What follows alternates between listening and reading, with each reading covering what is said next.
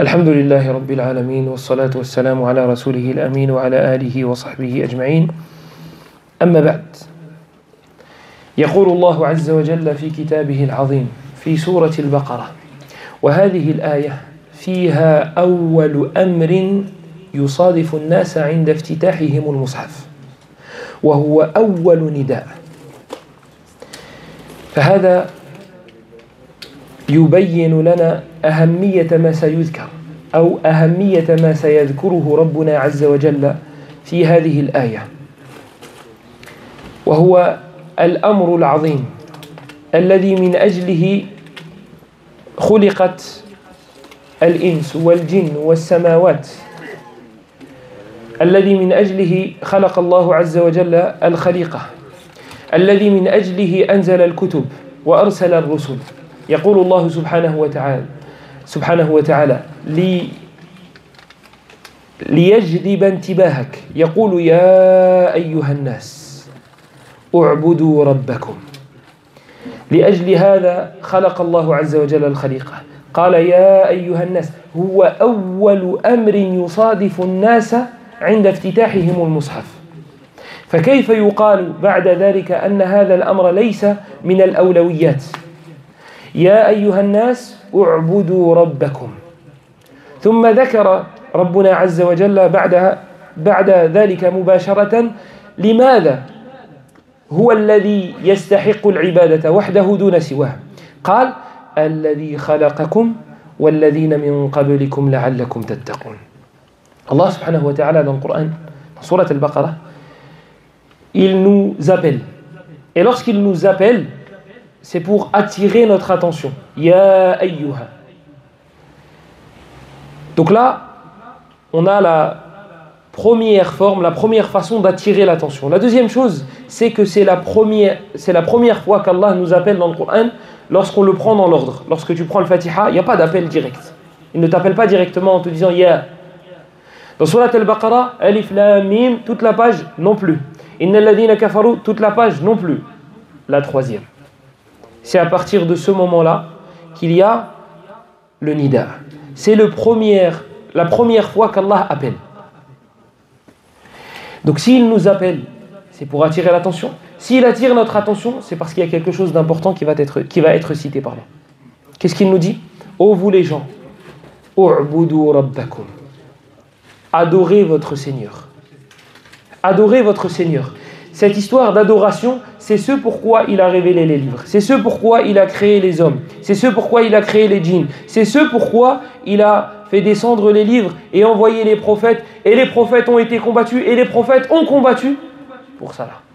Ce point-là, l'adoration, qu'on a tendance à limiter dû à notre manque de connaissances, qu'on a tendance à limiter à la mosquée ou à la prière. Non, Allah, s'il t'a créé pour l'adorer, c'est que tout ce que tu fais dans ta vie a un lien avec l'adoration. Le pied que tu vas mettre en avant ou le pied que tu vas mettre en arrière, il y a une adoration à faire. Il y a une adoration légiférée pour ta situation. Tu as reçu une bonne nouvelle. Quelle que soit la bonne nouvelle, il y a une adoration à faire. Non mais ça n'a rien à voir avec l'adoration. Ça a à voir avec l'adoration. Tu as juste un problème avec la définition d'adoration. Le bienfait que tu viens de recevoir ne tombe pas du ciel, comme ils disent. Il y a quelqu'un qui te l'a envoyé. Ce quelqu'un-là, il s'appelle Allah. Ce quelqu'un-là, il s'appelle Allah. Lorsqu'il te donne, il attend en retour de ta part quelque chose. Il attend un shukr. Comment shukr ? Quelle adoration, quel bienfait j'ai reçu pour savoir comment... Tu vois ? Là, tout ça, ça englobe des choses. Ça englobe des réactions de ta part qu'on appelle adoration. Tu reçois, une mauvaise nouvelle. Il y a une adoration là. Il y a une adoration à faire. On raconte dans les livres de biographie, dans la tarjama de Fudayl ibn Iyad, rahimahullah ta'ala. كان له ولد اسمه علي وكان أفضل من أبيه. كان لا يطيق سماع آيات العذاب. فإذا سمع آية فيها ذكر العذاب أو فيها ذكر النار أغمي عليه. On raconte dans la biographie de Fudayl ibn Iyad. Fudayl ibn Iyad, comme vous le savez, c'était un brigand. Il arrêtait les gens dans la bourse ou la vie. Il arrêtait les gens qui entreprenaient des voyages au milieu de nulle part. Il leur dit écoute, soit tu me donnes tout ce que tu as, soit je te tue. C'était un brigand. Et puis un jour, il va pour, comme d'habitude, voler. Il monte chez quelqu'un et ce quelqu'un-là était en train de réciter Surat al-Hadid. Et un verset l'a interpellé. Lui, il a entendu ce verset-là, il a dit Bala ya Rabb. Il a dit si, ya Allah. Il est venu le moment de craindre Allah. Je vous la fais rapide. C'est devenu une référence à son époque dans le zuhd, dans l'ibada, etc., etc., etc. Sauf que lui, il a eu un enfant. Et les gens disaient que son enfant, son fils, était meilleur que lui. Il était encore plus dans l'adoration d'Allah que lui. À un point où il ne supportait pas d'écouter les versets qui parlaient du châtiment ou de l'enfer. S'il les entendait, s'il les écoutait, il tombait dans les pommes. Il s'évanouissait. Donc le Fudayl, c'était le père. Le Fudayl, il regarde, c'était l'imam. Le Fudayl, il regarde, il ne voyait pas son fils un jour dans la salat. Donc qu'est-ce qu'il fait? Il fait Al-Hakumut Takathur. On la connaît tous. Il voit qu'il n'y a pas son fils, donc il se permet de la faire. Sauf que son fils est arrivé en prière entre-temps. Et il a entendu Al-Hakumut Takathur. Hatta zurtumul maqabir. Il entend la surah, il tombe dans les pommes. Il est tombé en pleine salat, ils ont entendu un gros boom. Et bien ce fils-là, il est décédé. Vous allez voir pourquoi je vous raconte tout ça. Il est décédé, rahimahullah ta'ala. Le père, Al-Fudayl ibn Iyad, quand il va pour l'enterrer, à la salat janaza, il rigole. Le père, il rigole. Pas bon débarras, non, il rigole. Il est satisfait du décret d'Allah, il rigole. Muhammad sallallahu alayhi wa sallam a perdu, comme vous le savez, ses enfants. Presque tous ses enfants même. À la mort de son fils Ibrahim, le prophète sallallahu alayhi wa sallam a pleuré. Il a pleuré. Le Fudayl ibn Iyad, il a rigolé. Le prophète, il a pleuré. Est-ce que le Fudayl ibn Iyad a plus accepté le décret d'Allah que le prophète? Hasha wa kalla. Jamais de la vie. Le prophète sallallahu alayhi wa sallam est largement au-dessus. Alors pourquoi il a pleuré et lui il a rigolé? Parce qu'en fait, le Fudayl ibn Iyad, il s'est débarrassé de la tristesse. Pourquoi? Vous savez, c'est comme les personnes qui sont dans le déni. Une catastrophe les touche, je dis non, c'est pas vrai. Ou bien je vais pas vanner tout de suite. On va rester sur ça. Ça va arriver. Donc ils sont dans le déni. Ils disent non, c'est pas vrai. Non, c'est pas possible. Non, c'est pas vrai. Ils sont dans le déni. Fudayl ibn Iyad, il rigole, mais il se rend peut-être pas compte de la situation. Donc il a chassé la tristesse et il a mis la joie et il a rigolé à la place. Muhammad sallallahu alayhi wa sallam, il a laissé la tristesse.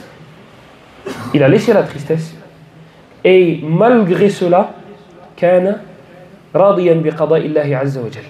Il était satisfait du décret d'Allah.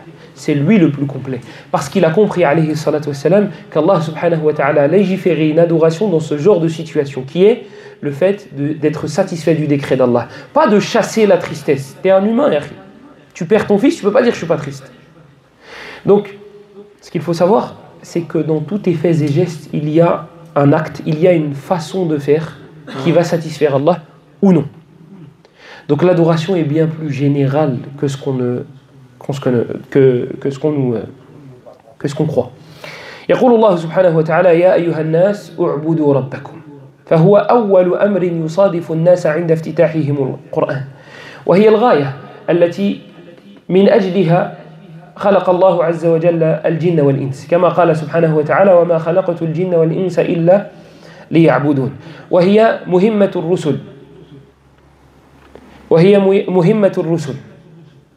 Je croyais qu'il me parlait à moi tellement il parle fort. Il me regarde moi en plus. مهمة الرسل. يقول الله سبحانه وتعالى ولقد بعثنا في كل أمة رسولا أن يعبدوا الله واجتنبوا الطاغوت. Donc Allah subhanahu wa ta'ala a créé les hommes et les djinns pour cela. Comme il a dit dans surat Al-Dhariyat. Désolé, je suis obligé. Dans la Ruqya,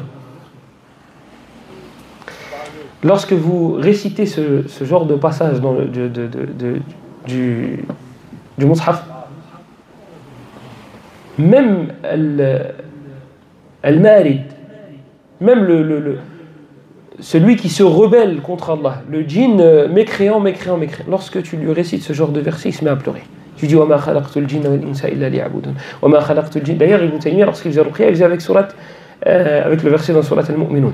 أَفَحَسِبْتُمْ أَنَّمَا خَلَقْنَاكُمْ عَبَثًا وَأَنَّكُمْ إِلَيْنَا لَا تُرْجَعُونَ. Est-ce que vous pensiez que nous vous avions créé en vain et que vers nous vous ne reviendriez jamais? Vous voyez, c'est des versets qui remettent en question. C'est des sujets qui sont abordés dans ce genre de versets qui doivent c'est ta boussole. C'est mon but principal. C'est ce autour de quoi je dois orienter ma vie, mes projets. J'ai un projet, je vais ouvrir une boutique. Cette boutique-là, est-ce qu'elle va satisfaire Allah ou elle ne va pas le satisfaire? Est-ce que dedans, je vais faire quelque chose qui va contredire ce qu'Allah subhanahu wa ta'ala m'a recommandé ou non?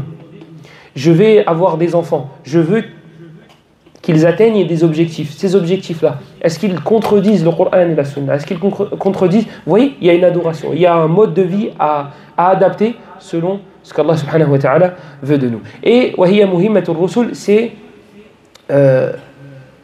c'est l'objectif, c'est le but de l'envoi des prophètes et des messagers. Allah nous dit وَلَقَدْ بَعَثْنَا فِي كُلِّ أُمَّةٍ يعني طائفة من الناس وَلَقَدْ بَعَثْنَا فِي كُلِّ أُمَّةٍ رَسُولًا أَنْ يَعْبُدُوا اللَّهَ وَاجْتَنِبُوا الطَّاغُوتَ. Allah a envoyé pour chaque peuple un messager. C'est quoi le message? أَنْ يَعْبُدُوا اللَّهَ, adorer Allah, وَاجْتَنِبُوا الطَّاغُوتَ, et écartez-vous. اجتنبوا. الاجتناب المباعدة مع ترك المواقعة. وسنرى ذلك إن شاء الله تعالى مع شيء من التفصيل. وهو الذنب الوحيد. تفضل. عفوا. ولخطر مخالفة التوحيد بين لنا ربنا عز وجل أن الذنب الوحيد الذي لا يغفره هو مخالفة هذا الأمر. Et parmi les choses qui montrent l'importance de cette adoration-là, du fait qu'Allah subhanahu wa ta'ala nous ait ordonné de l'adorer, il nous montre la gravité de faire l'inverse, qui est le shirk. Allah subhanahu wa ta'ala nous dit que c'est le seul péché qu'il ne pardonne pas. Inna Allah la yaghfiru an yushraka bih. Hatta ar-rusul. مهما بلغ من الرتبة عند الله عز وجل لا يغفر الله عز وجل له إن كان من المشركين ولقد أوحي إليك وإلى الذين من قبلك لئن أشركت ليحبطن عملك ولتكونن من الخاسرين بل الله فاعبد وكن من الشاكرين. Donc la gravité du fait de contredire cet ordre-là, elle est dans le fait qu'Allah subhanahu wa ta'ala ne le pardonne pas. C'est le seul péché qu'il ne pardonne pas. Même si un prophète l'avait fait, même si les prophètes l'avaient fait. Allah il dit, nous t'avons certes révélé à toi ainsi qu'à ceux qui t'ont précédé. Si vous aviez associé, on aurait rendu caduques, vaines vos œuvres. وَلَا تَكُونَنَّ مِنَ الْخَاسِرِينَ, et tu aurais été certes parmi les perdants. وَالْجَنَّةِ حرمها الله عز وجل لمن كان مشركا. إنه من يشرك بالله فقد حرم الله عليه الجنة ومأواه النار. Allah subhanahu wa ta'ala a interdit l'accès au paradis à celui qui lui associe quelque chose. Regardez, la karama, il n'y a pas d'exception, il n'y a pas de... Abu Talib, c'est l'oncle du prophète, sallallahu alayhi wa sallam. On aurait pu dire traitement de faveur. C'est Mohammed, c'est le meilleur. C'est son oncle, à l'intérieur de lui, il y croyait. C'est venu dans sa poésie. Il dit je crois en la religion de Mohammed. Et malgré cela, pas de traitement de faveur. Il n'a pas dit la ilaha illallah, il n'a pas dit Mohammed Rasulullah, il n'entrera pas au paradis. Il n'entrera pas au paradis. Si ça c'est pour l'oncle du prophète, c'est pour les prophètes, c'est pour les messagers, alors que dire de nous? Donc faisons attention. Et la tatimmu ma'rifatuna bi tawhidillahi azza wa jalla illa bi ma'rifati ma yudaddu dhalik. Et on n'arrivera jamais à comprendre ce que c'est l'adoration d'Allah, ce que c'est le fait d'unifier Allah, sauf si on apprend à connaître ce qui l'oppose. Toi, lorsque tu dis à ton fils, va par là, tu lui dis aussi au préalable, si tu vas à gauche, ça va mal se passer. Si tu vas à droite, ça va mal se passer. Et tu lui dis pourquoi. Tu lui dis, là c'est le mauvais chemin, là c'est le mauvais chemin, celui-là c'est le bon. Quand tu tapes sur Waze, et il te propose plusieurs itinéraires, il te dit là 50 minutes et là 40 minutes. Il te dit pourquoi 50 minutes. Là c'est bouché. Là 40 minutes, c'est pas bouché. Donc du coup, tu vas moins galérer si tu vas... C'est le même principe. C'est là, je dois connaître le bon chemin. Oui, c'est une bonne chose. Mais je dois connaître le mauvais et pourquoi il est mauvais. Limada. لأن هناك دعاة على أبواب جهنم.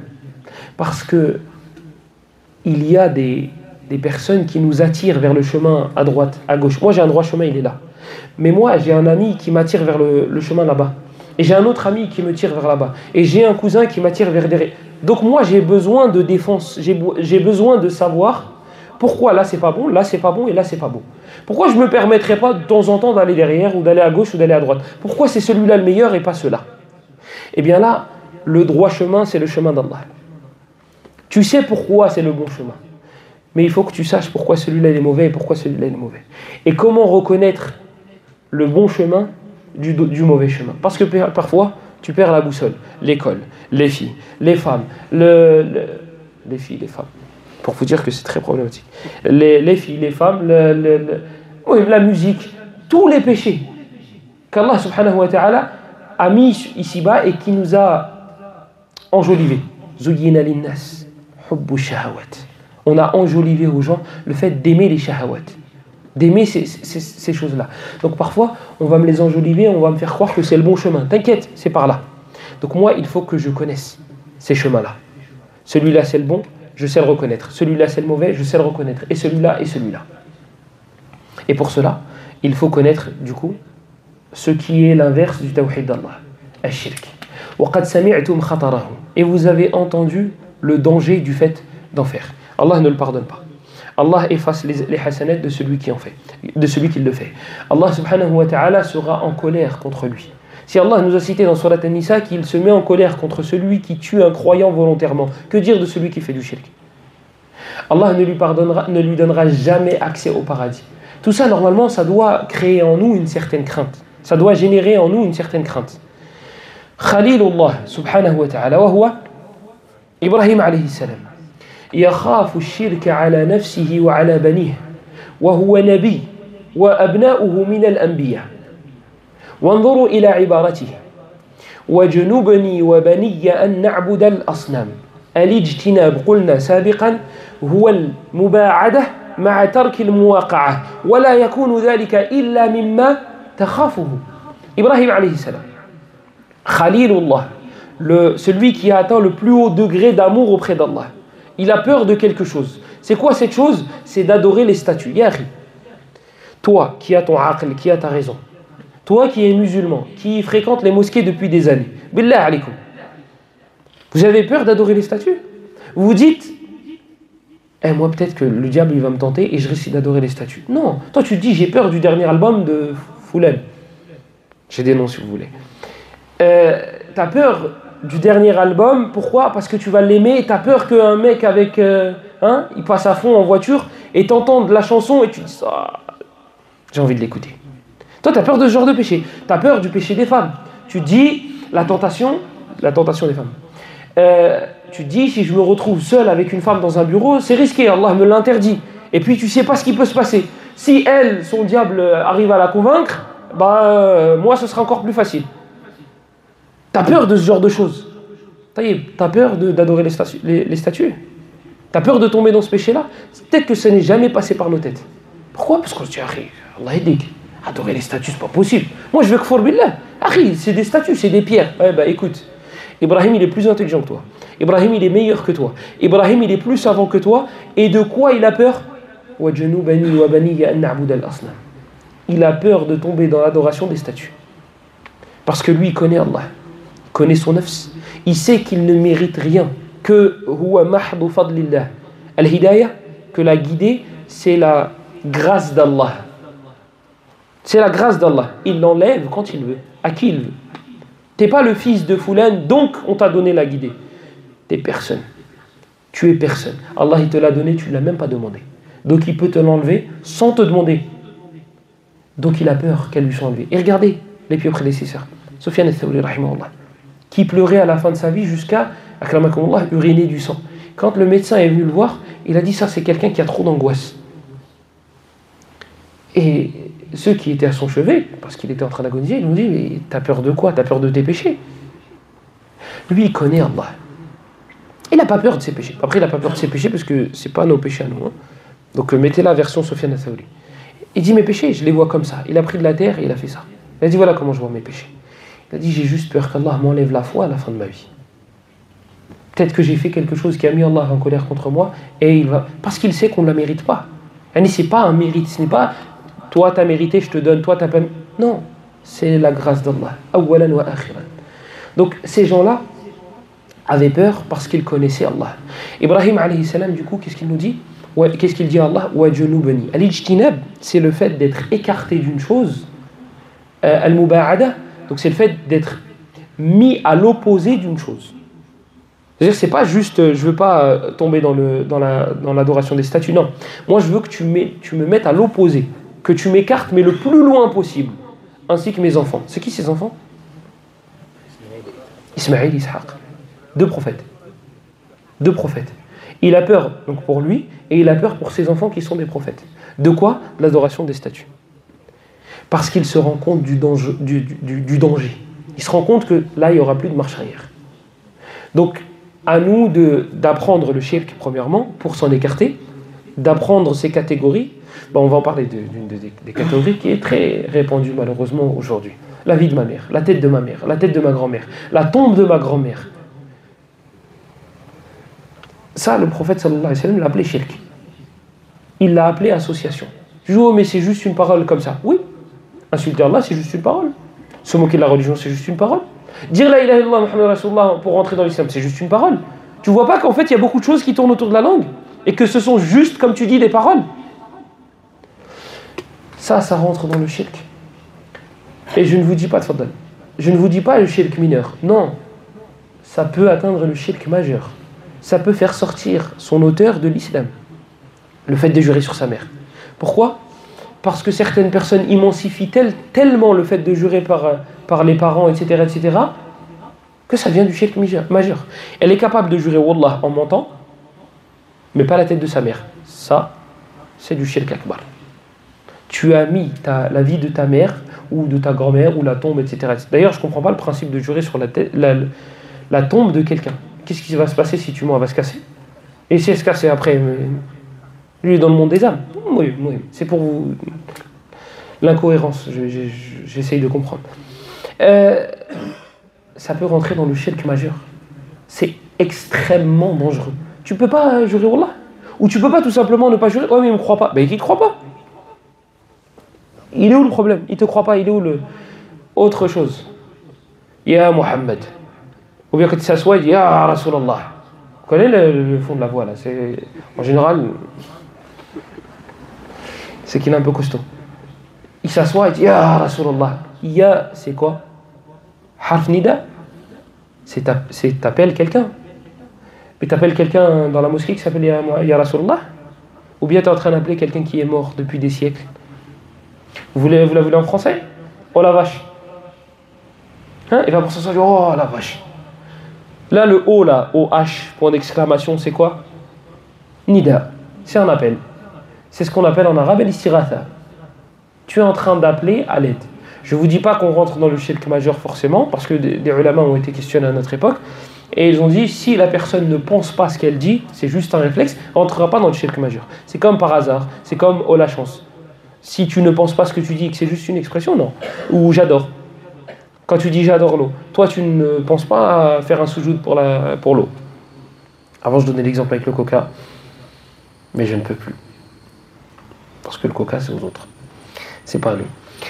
إذن من عواقب الشرك بالله عز وجل الغضب غضب الرب سبحانه وتعالى وحرمان الجنة والخلود في النار وإحباط الحسنات وقد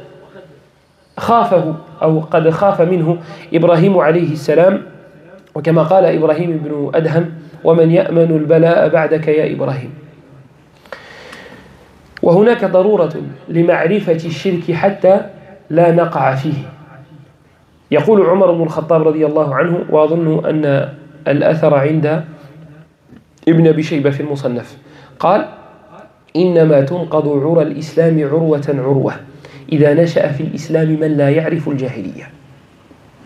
Parmi les choses qui nous poussent à connaître le mal, non pas pour le faire mais pour s'en écarter, la parole de Omar ibn al-Khattab radiyallahu anhu, lorsqu'il nous dit que l'islam va se défaire, nœud par nœud, va se défaire, on va commencer à ignorer à ne plus connaître de manière parfaite l'islam. Comment? À cause de quoi? قال إنما تنقض عرى الإسلام عروة عروة إذا نشأ في الإسلام من لا يعرف الجاهلية.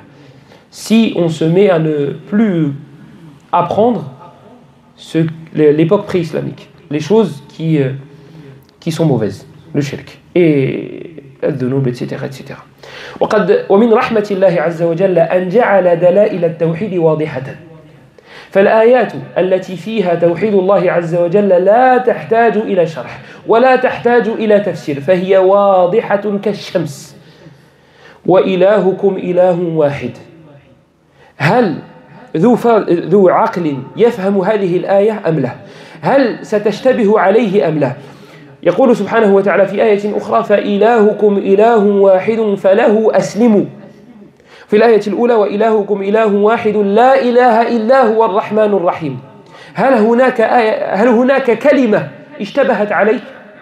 قل إن صلاتي ونسكي ومحياي ومماتي لله رب العالمين لا شريك له. هل هناك كلمة لم تفهمها؟ Et parmi la miséricorde d'Allah subhanahu wa ta'ala, c'est qu'il a fait en sorte que les versets qui parlent de son unicité sont clairs. Tu n'as pas besoin d'explication. Tu n'as pas besoin de sharh, tu n'as pas besoin de tafsir, tu n'as pas besoin d'un savant qui vienne te dire t'as vu le verset où Allah il dit Qul huwa Allahu ahad. Ça veut dire qu'en fait Allah il est unique. Le verset est clair. Je n'ai pas besoin d'explication. Oui, un savant va rentrer dans les détails parce qu'il va analyser le verset beaucoup mieux que toi et moi. C'est même pas beaucoup mieux, c'est qu'il n'y a même pas de comparaison possible. Beaucoup mieux, c'est quand il y en a deux. Là, il n'y a même pas de comparaison possible. Je ne parle pas de ça, moi. Moi, je te parle de comprendre le verset. Est-ce que tu as un problème avec un mot dans Qul huwa Allahu ahad? Dis Allah est unique. Est-ce qu'il y a un mot que tu n'as pas compris là? C'est clair. Et ça fait partie de la miséricorde d'Allah. Parce qu'on aurait pu dire, ouais, mais nous, on n'a pas accès. Nous, on n'a pas accès aux savants. On n'a pas accès à l'arabe. On n'a pas accès. Donc, du coup, moi, je ne comprends pas ce qu'Allah veut de moi. Non. Ces versets-là, il a fait en sorte qu'ils soient clairs et évidents. Wa ilahukum ilahun wahid. Et votre divinité est unique. Quel mot tu n'as pas compris là dans cette phrase? Sachant qu'il a répété ce verset-là plusieurs fois dans le Coran. Le Baqarah, Al-Nahl, Al-Hajj. Wa ilahukum ilahun wahid. Et votre divinité est unique. Et votre divinité est unique. Dans le Baqarah, il te rajoute juste après. Wa ilahukum ilahun wahid. La ilaha illahu. T'as pas compris la première partie du verset? Tiens, essaye de comprendre celle-là. La ilaha illahu. Personne ne mérite d'être adoré en dehors de lui. T'as pas compris le wa ilahukum ilahun wahid et votre divinité est unique? Tiens, la ilaha illahu. Huwa ar-Rahman ar-Rahim. T'as pas compris? Continue dans le Coran. Allahu la ilaha illahu al-Hayyul Qayyum. Là aussi, tu as le tawhid, à l'étape, vraiment de manière claire et évidente, sans mots compliqués. On va plus loin dans le Coran. An-Nahl, wa ilahukum ilahu wahid. Dans le Hajj, fa ilahukum ilahu wahid. Est-ce qu'il y a un mot que tu n'as pas compris là? Et ça fait partie de la miséricorde d'Allah. Parce que oui, il y a des versets, on a besoin d'explications. Il y a des versets équivoques, on a besoin de tafsir, on a besoin de ulama, on a besoin. Les versets qui parlent du tawhid, tu n'en as pas besoin. Tu n'en as pas besoin. Dans Surat Al-An'am, قل إن صلاتي ونسكي ومحياي ومماتي لله رب العالمين. Regarde comment c'est clair. Dis, قل إن صلاتي, ma prière, ونسكي, mon sacrifice. قل إن صلاتي ونسكي ومحياي ومماتي, ma vie et ma mort sont pour le Seigneur des univers. Quel mot tu n'as pas compris là? Vous voyez? Et ça fait partie de la miséricorde d'Allah. Parce qu'il aurait pu nous mettre des versets compliqués et nous dire, je vous ai créé pour m'adorer, cherchez. Tu as vu quand tu veux un boulot avec un joli salaire à la fin, qu'est-ce que tu vas faire? Les études. Ouais, mais les études, tu as vu, c'est cher l'école, mais tu vas quand même la payer. Tu vas quand même la payer l'école. Pourquoi? Parce que toi, tu as un hadaf. Tu as un but qui est clair et qui est haut. Tu ne veux pas toucher comme monsieur tout le monde. Donc du coup, tu vas faire les causes. Là, en vrai, Allah, il aurait pu nous laisser comme ça. Vous voulez le paradis?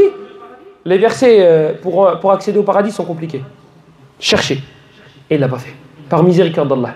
Bel wa min rahmatillahi azza wa jalla an fatara an-nufus ala tawhidih subhanahu wa ta'ala. Hatta Fir'aun alladhi za'ama annahu ilah wa jahadu biha wastayqanatha anfusuhum dhulman wa 'uluwa. في كل نفس تجد هذه الفطرة السليمة. يقول الله سبحانه وتعالى أفي الله شك. وهذا سؤال استنكاري. يعني ما في الله شك. أفي الله شك فاطر السماوات والأرض. يعني ما في الله شك. Regardez, parmi la miséricorde d'Allah subhanahu wa ta'ala, c'est qu'il ait fait en sorte que c'est inné dans chacun d'entre nous qu'il n'y a qu'une seule divinité. Comme il a dit le prophète sallallahu alayhi wa sallam dans le hadith, kullu mawludin yuladu ala al-fitra. Chaque enfant, chaque nouveau-né est sur la fitra, sur la nature saine. Et parmi les choses de la... Par exemple, la nature saine. Voler, c'est pas bien. Ça, c'est la nature saine. Celui qui te dit voler, il n'y a pas de mal, il a modifié sa nature. Celui qui aime les hommes, un homme qui aime un homme, il a modifié sa nature saine. Il n'est pas né comme ça. Il y a eu une modification. Une femme qui aime une femme, il y a eu une modification. Quand je dis aimer, vous avez compris, hein. Je n'ai pas besoin de faire de dessin. Il a modifié sa nature saine. Eh bien, parmi les choses qui font partie de l'fitra, qui font partie de la nature saine, le fait d'unifier Allah, le fait de se dire qu'il n'y a qu'une seule divinité. Et ça fait partie de la miséricorde d'Allah. Parce qu'encore une fois, il aurait pu nous créer en mettant dans notre nature le fait qu'il y ait plusieurs divinités et de nous ordonner d'aller chercher pour contredire cette nature, comme il l'a fait avec shahawat, comme il l'a fait avec les envies, les péchés. Les péchés, l'âme, elle aime ça. Et shirk billah, non. Le fait d'associer à Allah, l'âme, elle n'aime pas forcément ça. Sauf si tu as modifié ta nature saine. Allah, il aurait pu te faire aimer le shirk et te dire, débrouille-toi, il faut que tu t'en débarrasses. Non, il ne l'a pas fait. Dans ta nature, même Pharaon, celui qui a prétendu être le seigneur des univers, ou de l'univers, lui, qu'est-ce qu'il dit? Qu'est-ce qu'Allah nous dit le concernant? وَجَحَدُوا بِهَا. Al-jahd, c'est le fait de renier. وَاسْتَيْقَنَتْهَا أَنفُسُهُمْ. Regardez le terme qui a été utilisé. Al-yaqin. Allah il dit, concernant Pharaon, وَجَحَدُوا بِهَا وَاسْتَيْقَنَتْهَا أَنفُسُهُمْ ظُلْمًا وَعُلُوًا. Ils étaient, al-yaqin, la certitude. Il avait la certitude qu'Allah subhanahu wa ta'ala c'était le Seigneur des univers.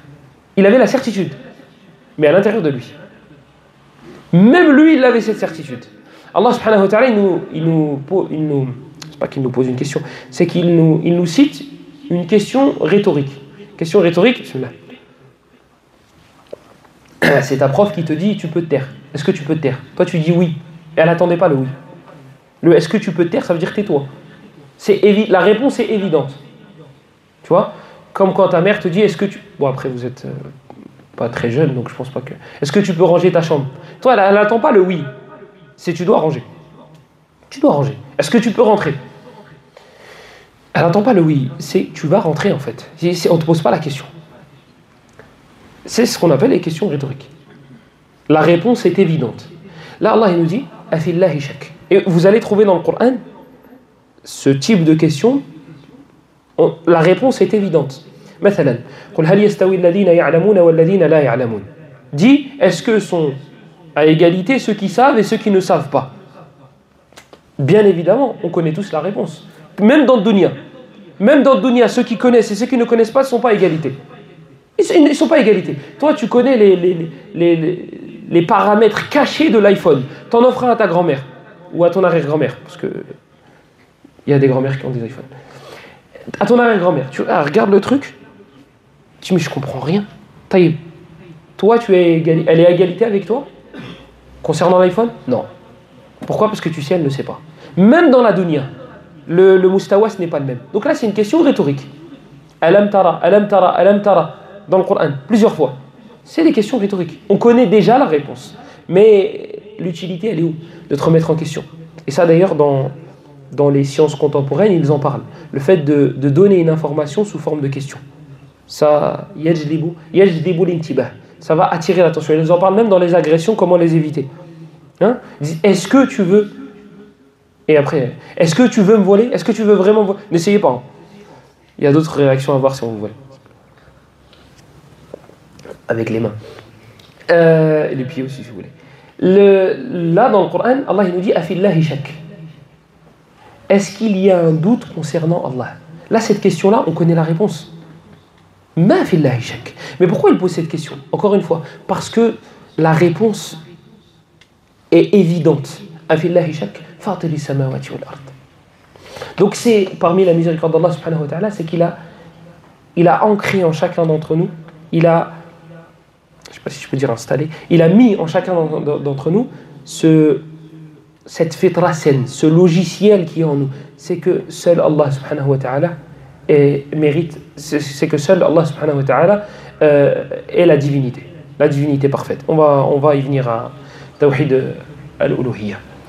ولذلك كتب بعض العلماء وجعلوه أصولا كالشيخ محمد في ستة الأصول جعلوه من الأصول فقال رحمه الله تعالى في ستة الأصول قال وكون أكثر القرآن في بيان هذا الأصل من بوجوه شتى بكلام يفهمه أبلد العامة.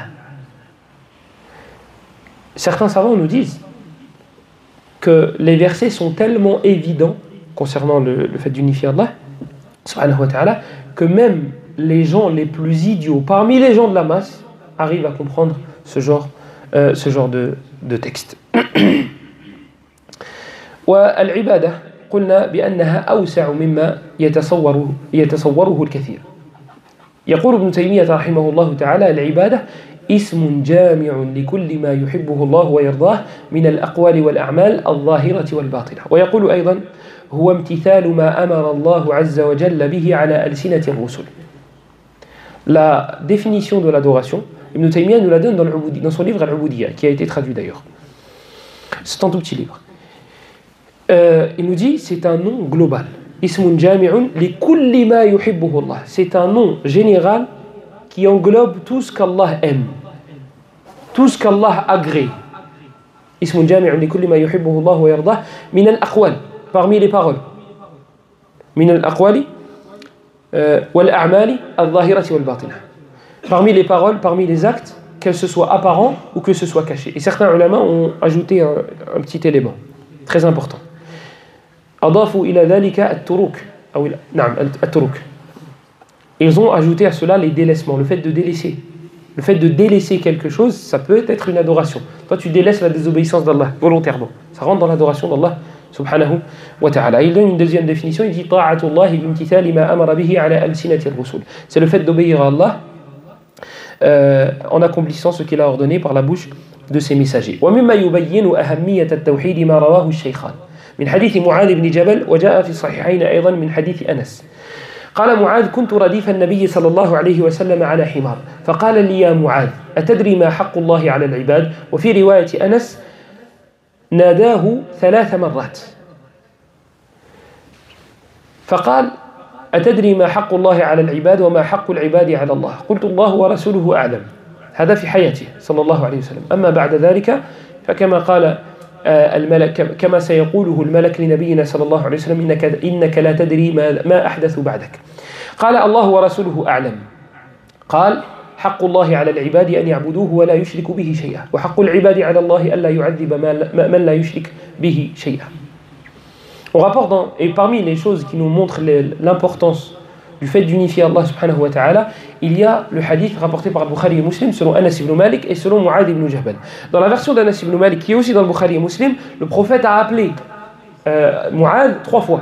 Ya Mu'adh, labbayk, wa sa'dayk. Mu'adh radiyallahu anhu lui répond. Labbayk, c'est je me dirige vers toi. Tu as toute mon attention. Le prophète il le rappelle une deuxième fois. Mu'adh il dit labbayk ya Rasulallah. Ya Mu'adh. Et il dit labbayka ya Rasulallah. En fait, là, il est en train de lui faire comprendre, c'est une introduction. Pour lui dire, ce que je vais te dire, c'est important. Oui, je t'écoute ya Rasulallah. Et ce que je vais te dire, c'est important. Oui, je t'écoute ya Rasulallah. Et ce que je vais te dire, c'est très important. Là, ça y est. Mu'adh, il est concentré sur chaque mot que le prophète va prononcer.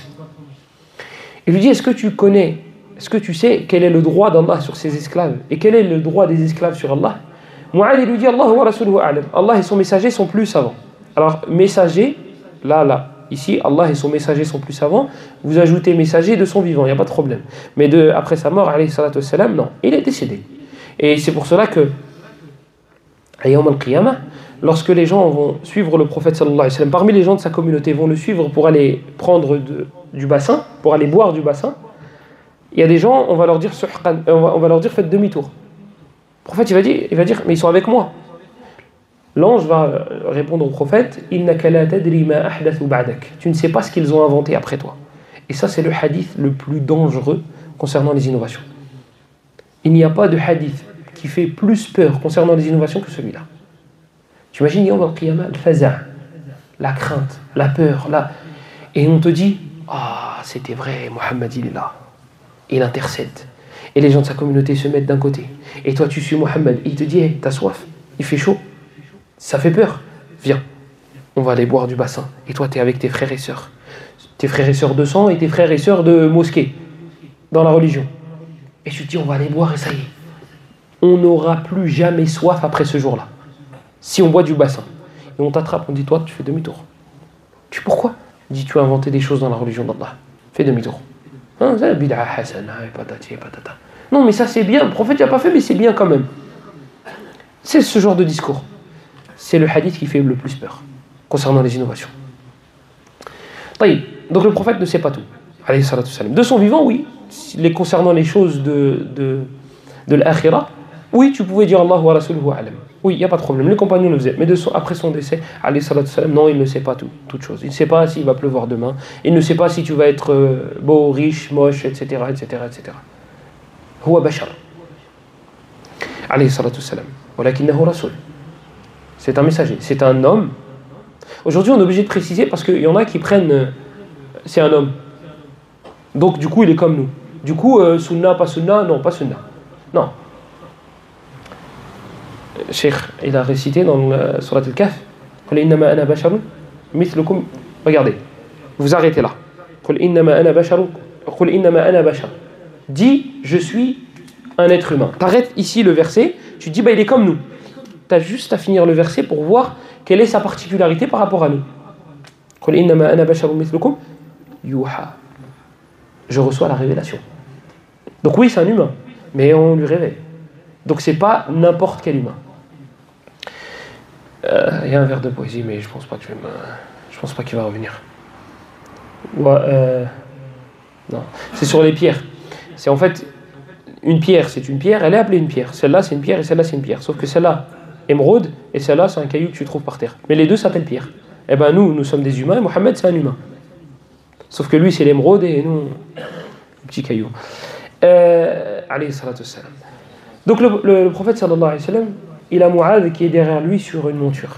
Et il lui dit, Ya Mu'adh, est-ce que tu connais le droit qu'Allah a sur ses esclaves et le droit des esclaves sur Allah? Il dit, Allah wa rasuluhu a'lam. Il lui dit bien, le droit des esclaves sur Allah, c'est de ne pas faire rentrer en enfer, entre parenthèses éternellement, celui qui n'associe rien à Allah. Vous voyez? Il en a fait un pilier pour entrer au paradis. Donc normalement, ça doit attirer notre attention et ça doit être le sujet principal de nos études, de nos assises et de nos. وجاء في الصحيحين من حديث عتبان بن مالك رضي الله عنه أن النبي صلى الله عليه وسلم قال إن الله حرم على النار من قال لا إله إلا الله يبتغي بذلك وجه الله. Le prophète nous dit, sallallahu alayhi wa sallam, Allah a interdit à l'enfer celui qui dit la ilaha illallah يبتغي بذلك وجه الله, en voulant par cela la face d'Allah subhanahu wa ta'ala. وجاء أيضا في صحيح مسلم من حديث أبي هريرة أن النبي صلى الله عليه وسلم قال اذهب بنعلي هاتين فمن لقيت من وراء هذا الحائط يشهد أن لا إله إلا الله مستيقنا بها قلبه فبشره بالجنة. C'est un hadith aussi qui va dans ce sens-là, mais on va passer maintenant à un sujet un petit peu plus compliqué. Je ne vois pas combien de temps il reste, c'est écrit en tout petit. 22 minutes. Ah, mais en bas à droite. 1 minute 7. Vous attendez après l'adhan ou vous faites direct après? 39. Ok. يقول الشيخ محمد الأمين الشنقيطي رحمه الله في أضواء البيان في قوله تعالى يا أيها الناس اعبدوا ربكم الذي خلقكم والذين من قبلكم لعلكم تتقون الذي جعل لكم إلى آخر الآية. قال رحمه الله أشار إلى هذه الآية إلى 3 براهين من براهين البعث بعد الموت وبينها مفصلة في آيات أخرى. البرهان الأول. Ici le Cheikh Mohammed Al-Amin Al-Shanqiti dans son tafsir Adwa al-Bayan, il va nous prouver à travers le Coran qu'Allah subhanahu wa ta'ala a mis en évidence, nous a éclairé sur le fait que le ba'th, le fait qu'on sera ressuscité, il n'y a aucun doute là-dessus. Avec 3 arguments qui sont tirés de ces 2 versets-là. Ya ayyuhan nas et le verset d'après. 3 arguments d'ordre de la logique dans le Coran. Qu'il n'y a aucun doute sur le fait que nous serons ressuscités. قال البرهان الأول خلق الناس أولا المشار إليه بقوله تعالى اعبدوا ربكم الذي خلقكم والذين من قبلكم قال لأن الإيجاد الأول أعظم برهان على الإيجاد الثاني وقد أوضح الله عز وجل ذلك في آيات كثيرة كقوله تعالى فسيقولون من يعيدنا قل الذي فطركم أول مرة وقال تعالى كما بدأنا أول خلق نعيده وعدا علينا إنا كنا فاعلين وقال سبحانه وتعالى يا أيها الناس إن كنتم في ريب من البعث فإنا خلقناكم من تراب. Il va nous donner trois arguments d'ordre de la logique, mais tirés du Coran. Que le ba'th, que le fait qu'on sera ressuscité, il n'y a aucun doute là-dessus. La première chose, c'est al-khalq al-awwal. C'est le fait qu'Allah subhanahu wa ta'ala nous ait créés. Celui qui est capable de créer une fois est capable de créer une deuxième fois. Je l'ai déjà fait. Je l'ai déjà fait. Pourquoi je ne serais pas capable de le faire une deuxième fois? Je l'ai fait une fois. Pourquoi je ne le ferai pas une deuxième fois? C'est à toi de prouver que je ne serai pas capable de le faire une deuxième fois. Puisque je l'ai déjà fait. Logiquement, je peux le refaire. C'est ce que tu dis dans ta vie de tous les jours. J'ai pas le permis, mais je peux conduire quand même. Mais non, qui te dit, Harry, t'es malade, t'as pas passé ton permis. Écoute, je le fais tous les jours. Mais pas moi. Hein. C'est un exemple. Donc, ma preuve, c'est quoi? C'est que je l'ai déjà fait. Maintenant, toi, tu veux me dire, non, tu es incapable de le faire. Il faut un argument, puisque moi, j'en ai un déjà argument. C'est que je le fais. Je l'ai déjà fait. À toi de prouver que je ne serai pas capable de le refaire. Et à cela, Allah subhanahu wa ta'ala a fait référence dans plusieurs versets. Comme nous avons créé une première fois, nous allons recommencer. Ya ayyuhan nas in kuntum fi raybin min al-ba'th fa inna khalaqnakum min turab. Si vous doutez du jour dernier, si vous doutez de la résurrection, alors sachez que nous vous avons créé à partir de la terre. Je vous ai déjà créé. Je ne suis pas capable de vous recréer. Il nous a déjà créé à partir de rien. Alors pourquoi il ne serait pas capable de le faire une deuxième fois? C'est à toi d'argumenter et de me dire pourquoi il n'en serait pas capable. Ta'ala Allahu amma yaqulu adh-dhalimuna 'uluwan kabira. Qala rahimahullahu ta'ala al-burhan ath-thani. Khalqu as-samawati wal-ard. المشار إليه بقوله تعالى الذي جعل لكم الأرض فراشا والسماء بناء لأنهما من أعظم المخلوقات ومن قدر على خلق الأعظم فهو على غيره قادر من باب أولى وقد أوضح الله تعالى هذا البرهان في آيات كثيرة كقوله تعالى أولم يروا أن الله الذي خلق السماوات والأرض قادر على أن يخلق مثلهم وفي قوله سبحانه وتعالى لا خلق السماوات والأرض أكبر من خلق الناس وكما في قوله تعالى أيضا أأنتم أشد خلقا أم السماء. Le deuxième argument, c'est le fait qu'Allah subhanahu wa ta'ala ait créé les cieux. Il a créé les cieux, il n'est pas capable de recréer des humains, de faire revivre des humains. Quelqu'un qui est capable de créer des cieux, il n'est pas capable de faire revivre des êtres humains. Ça, c'est possible que ça rentre dans ta tête? Quelqu'un qui est capable de courir 3 km à une vitesse de 20 km par heure. Pendant 1 heure, il court sans s'arrêter. À 20 km à l'heure, on va dire. 20 km à l'heure pendant 1 heure. Tu dis, un jour, tu te poses avec lui, tu dis, Akhi, moi, je pense qu'au bout de 100 mètres, tu as un point de côté. Regardez, tu sais que je cours 20 km tous les jours? Ou tu sais que à 20 km par heure pendant 1 heure tous les jours? Ouais, mais 100 mètres, je pense que tu n'es pas capable. Est-ce que tu vas lui répondre? C'est même pas lui répondre. Est-ce que tu vas le regarder? Et à Allah appartient les plus beaux exemples. Il a créé les cieux, la terre, les océans, les animaux, et tout ce que tu peux imaginer et tout ce que tu ne peux pas imaginer. Regardez les documentaires quand ils parlent de l'espace. Ils nous disent, ça c'est ce qu'on peut voir. Ça c'est ce qu'on peut voir. Quelqu'un qui est capable de créer un soleil, et quelque chose de plus énorme qu'un soleil. Aujourd'hui, le soleil, il est limite ridicule à côté de ce qu'ils ont découvert. Il n'est pas capable de recréer des humains. Ajib. Troisième argument. Et il a cité des versets, le cheikh Mohammed rahimahullah ta'ala, Mohammed al-Amin. قال البرهان الثالث إحياء الأرض بعد موتها قال فإنه من أعظم الأدلة على البعث بعد الموت كما أشار إليه ها هنا وأنزل من السماء ماء فأخرج به من الثمرات رزقا لكم وأوضحه في آيات كثيرة كقوله تعالى حتى إذا أقلت سحابا ثقالا سقناه لبلد ميت فأنزلنا به الماء فأخرجنا به من كل الثمرات كذلك نخرج الموتى لعلكم تذكرون وكقوله تعالى وأحيينا به بلدة ميتا كذلك الخروج وكقوله تعالى ويحيي الأرض بعد موتها وكذلك تخرجون. Le troisième argument qui montre de manière logique toujours que nous serons ressuscités, c'est le fait qu'Allah fasse revivre la terre après qu'elle soit morte. Celui qui est capable de faire revivre une terre, pourquoi il ne serait pas capable de faire revivre des êtres humains? Et il a cité plusieurs versets. Combien de temps il reste? 10 minutes. 10 minutes 10 Ok. 19 إذن نلخص هذه الفوائد. البرهان الأول الخلق الأول من أوجد الخلق أول مرة قادر على إعادتهم. ثانيا خلق السماوات والأرض من خلق الأعظم يقدر على ما هو أصغر. ثالثا إحياء الأرض بعد موتها فكما يحيي الأرض الميتة بالمطر فكذلك يبعث الأموات. Donc en résumé, les trois preuves. La première, c'est la création initiale. Le fait qu'Allah ait été capable de créer une première fois, il est donc logiquement capable de recréer une deuxième fois. La deuxième chose, c'est le fait qu'il ait créé les cieux et la terre.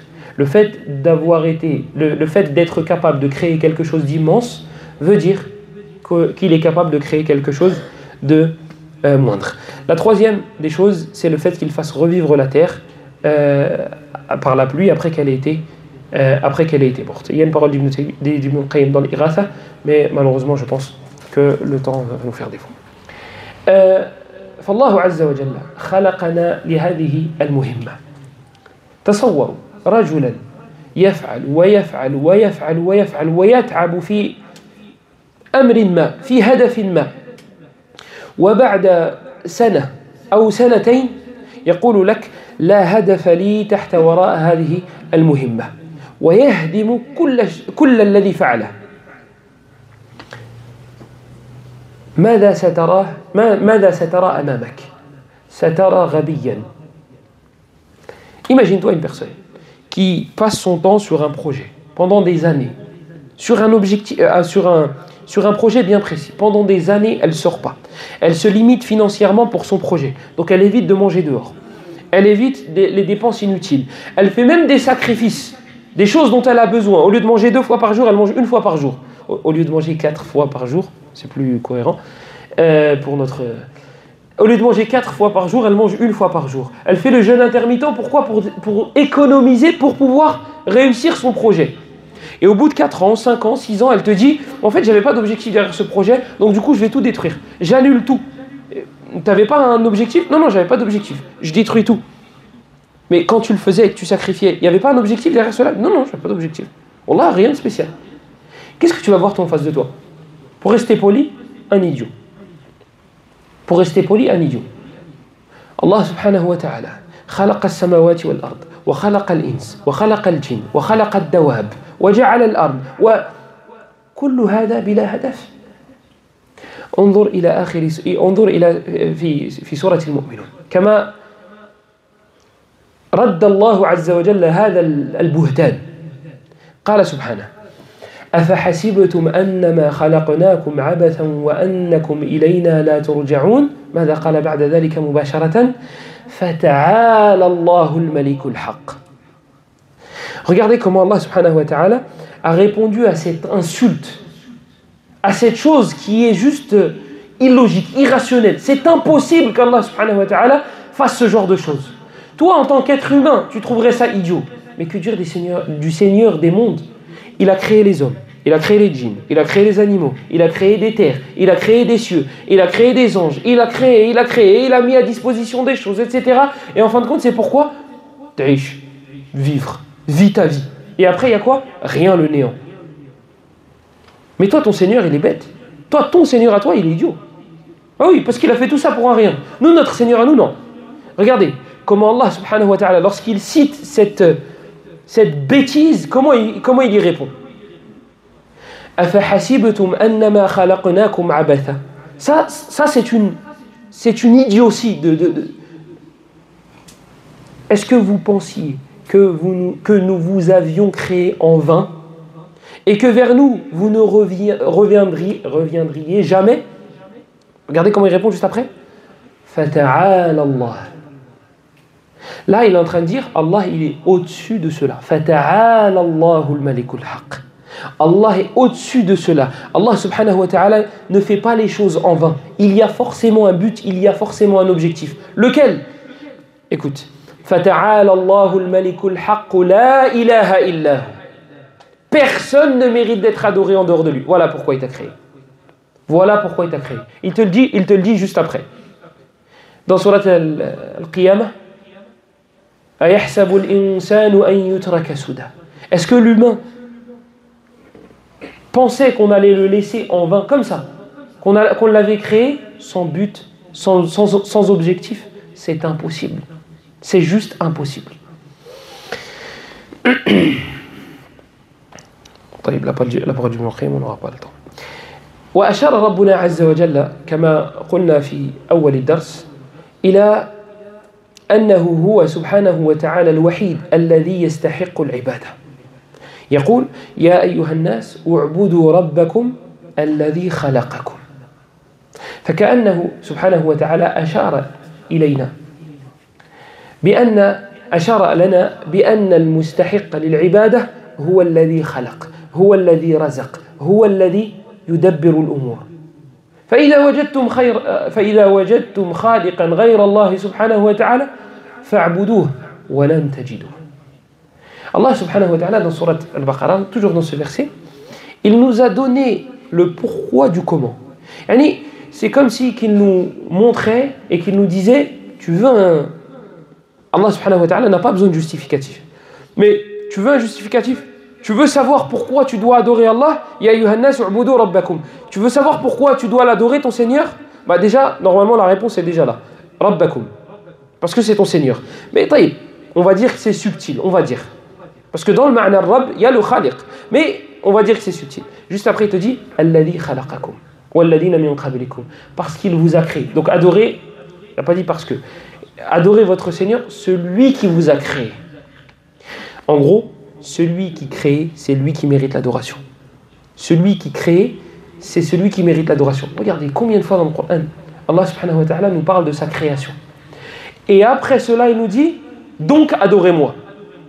Donc adorez-moi. Et lorsqu'il parle des idoles, de ce qui est adoré en dehors d'Allah, il fait référence à al-khalq aussi. Il y en a un dans Surat Al-Nahl. Surat Al-Nahl. 3e page. Il est un peu plus en haut qu'en bas. Là, هذه là. أفمن يخلق كمن لا يخلق. هذه. C'est celui-là que je cherchais. أفمن يخلق كمن لا يخلق. Est-ce que celui qui crée est comme celui qui ne crée pas? Pourquoi Allah nous parle de ça? Mais parce que ceux que vous adorez en dehors de lui ne créez pas. Donc il est en train de te dire, on n'est pas égaux. On n'est pas égalité. Moi je crée. Et attention à ne pas vous faire avoir. Ils ont créé, Al-Gharb, ils ont créé des voitures, des bouteilles, des je sais pas quoi, des ordinateurs. Ils n'ont pas créé. Ils ont ajouté une pièce à une autre, avec des pièces déjà créées. Ça s'appelle assembler. Ça s'appelle pas créer. Celui qui crée, il crée à partir de rien. Celui qui crée, il crée à partir de rien. Et ça, attendez. Attendez voir s'ils vont réussir. Regardez comment Allah il les a défiés. إن الذين تدعون من دون الله أو من دونه لن يخلقوا ذبابا من دون الله إن الذين تدعون من دون الله لن يخلقوا ذبابا. Et regardez, c'est pas la yakhluq, لن يخلقوا. Ils ne créent, ceux que vous adorez en dehors d'Allah, ceux que vous invoquez en dehors d'Allah, ils n'arriveront jamais. C'est pas ils n'arriveront pas, non. لن يخلقوا ذبابا. Ils n'y arriveront jamais. Lam et nun. Ça veut dire jamais. Jamais ils n'arriveront à créer. Créer quoi? Une mouche. Une mouche. لن يخلقوا ذبابا.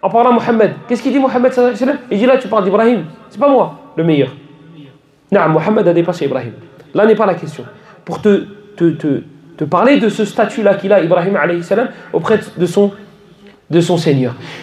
Il est en train de faire la meilleure des adorations dans le meilleur des endroits avec l'une des meilleures personnes. Donc lui, c'est le meilleur.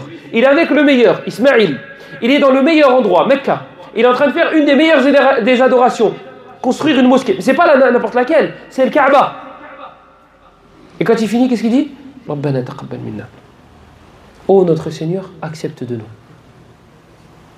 Toi, tu dis ça? Toi, tu dis, Ya Allah, accepte de nous. Oh notre Seigneur, accepte de nous. Mais que dire de vous et moi? Que dire de vous et moi? Nous, l'acte en lui-même, on se pose des questions.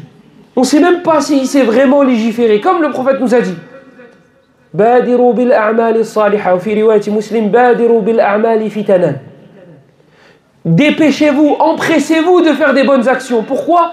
Parce que les fitanes arrivent. Les tentations arrivent.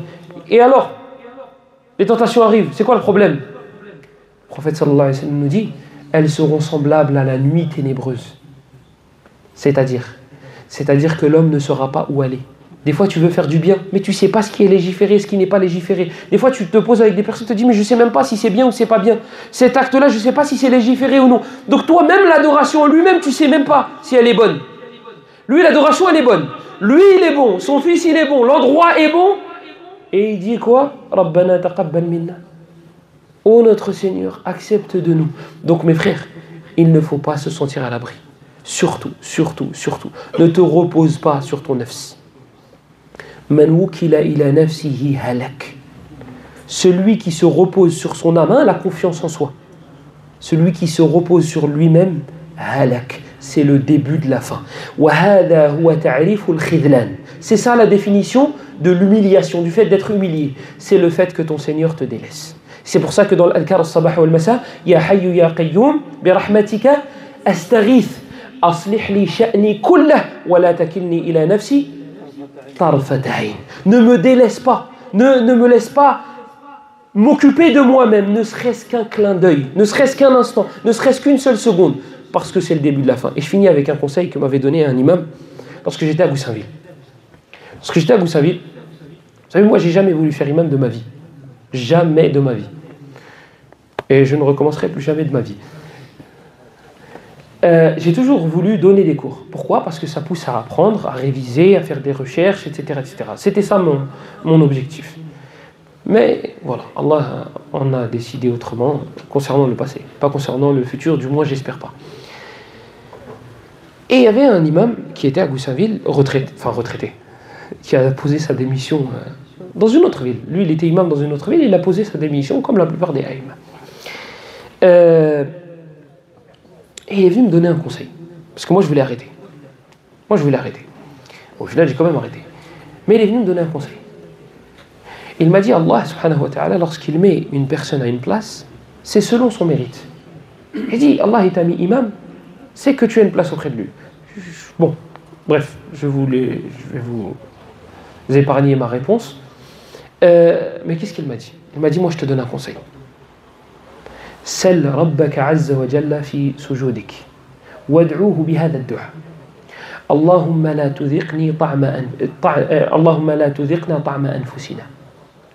Wallahi ni'mati al-wasiyya. Wallahi quel bon conseil il m'a donné. Il m'a dit de rester imam, ça c'est pas... c'est un conseil. Mais le deuxième conseil qu'il m'a donné, il m'a dit, répète en sujoud, répète dans tes du'a, Ya Allah, ne me fais pas goûter la saveur de mon âme. T'as vu quand toi tu te dis, je suis bien en vrai, t'as vu ça là? C'est le début de la fin. Demande à Allah de faire en sorte de ne pas voir ton âme comme étant, moi je suis bien, moi je suis au premier rang, moi je suis, fais et demande à Allah l'acceptation. Parce que rappelle-toi que tout ce que tu fais de bien, c'est pas grâce à toi, c'est pas grâce à ton intelligence. Il y a des gens plus intelligents que toi qui ne prient pas. Il y a des gens plus calés que toi qui ne prient pas. Il y a des gens meilleurs que toi dans le dunya, ils ne viennent pas à la mosquée. Non pas parce qu'ils n'ont pas le temps, parce qu'Allah ne leur a pas mis cette guidée-là. Donc cette guidée que tu as, c'est pas grâce à toi, c'est pas grâce à tes efforts, c'est pas grâce à tes parents, c'est grâce à Allah. n'oublie pas de le remercier parce qu'un bienfait, lorsqu'il n'est pas remercié, il est récupéré. وَإِذْ تَأَذَّنَ رَبُّكُمْ لَئِنْ شَكَرْتُمْ لَأَزِيدَنَّكُمْ وَلَئِنْ كَفَرْتُمْ إِنَّ عَذَابِي لَشَدِيدٌ هذا والله أعلم وصلى الله وسلم وبارك على نبينا محمد وعلى آله وصحبه أجمعين وبارك الله فيكم آمين وإياكم